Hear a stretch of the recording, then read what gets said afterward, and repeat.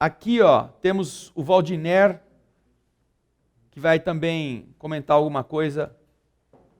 E o Ricardo vai trazer o microfone.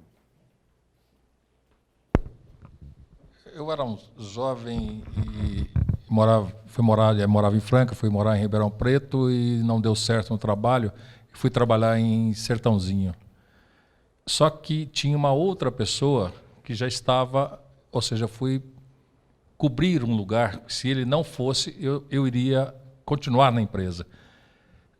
Aí me dispensaram. Eu ia de Fusquinha, junto com mais 2 pessoas. E, vamos dizer, como se fosse hoje. Eu fui dispensado hoje, no dia de amanhã, aquela pessoa que que eu estava cobrindo o lugar dela, foi no dia seguinte. Na volta do trabalho, passou uma Scania em cima do Fusquinha e viraram pastel. Aí eu pergunto a você, a gente realmente substitui, deixa outro ir no nosso lugar? Não foi você que fez isso, né? Foi o seu patrão que não quis saber de você.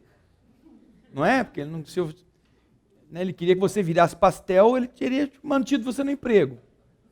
Não é? Você não pensou em nada disso. Eu não vou hoje, ainda bem que o homem não quis a minha presença, porque eu não quero ser assassinado pela Scania. Não. Existem compromissos. E nós temos espíritos amigos que nos ajudam a enfrentar circunstâncias que podem ser evitadas. Quando isso é possível, eles fazem as coisas acontecerem para que a gente perca o trem, perca o ônibus, perca o horário. Na história, é muito comum você observar, por exemplo, na história de David Rockefeller. Rockefeller foi o magnata do petróleo nos Estados Unidos quando não havia nada ainda. Foi aquele que iniciou toda a jornada do petróleo.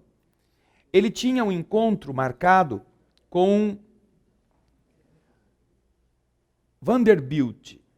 Vanderbilt era o magnata das ferrovias nos Estados Unidos. E ele, para ir da cidade onde ele estava até onde estava Vanderbilt, ele precisava ir de trem.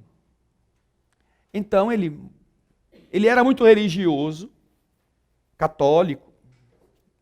Ele então montou a sua mala, despachou a mala pelo trem.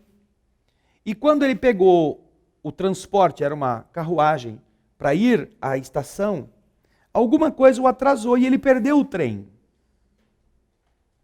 Este trem, com a mala dele, caiu de uma ponte num precipício e todos morreram. Encontraram inclusive a mala dele. Só que ele não tinha ido no trem. E isso ele reputou como uma ação divina que impediu que ele morresse. O que diria a ele que ele estaria, entre aspas, predestinado a ser aquele que desenvolveria tudo o que restante, depois com o tempo ele desenvolveu no processo do refino do petróleo, na multiplicação das refinarias, na implementação do petróleo como combustível. Então vocês observam que alguém, ou alguma coisa, já que havia este processo previsto no plano espiritual, fez com que um incidente impedisse que ele tomasse aquele trem. Apesar da bagagem dele estar lá. Tanto que, quando descobriram a bagagem no meio dos destroços, disseram, o do Rockefeller morreu. Ele ainda não era conhecido, ele não era ainda ninguém. Depois ele vai a Vanderbilt, ele vai até o magnata das ferrovias, faz um acordo com o magnata para transportar o petróleo, ou o querosene, que ele produzia na sua refinaria.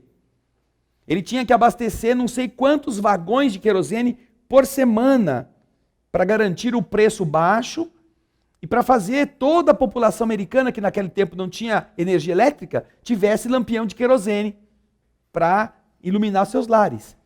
Então, daí, deste volume que ele começou a ganhar mais dinheiro, é que todo o restante ele foi construindo.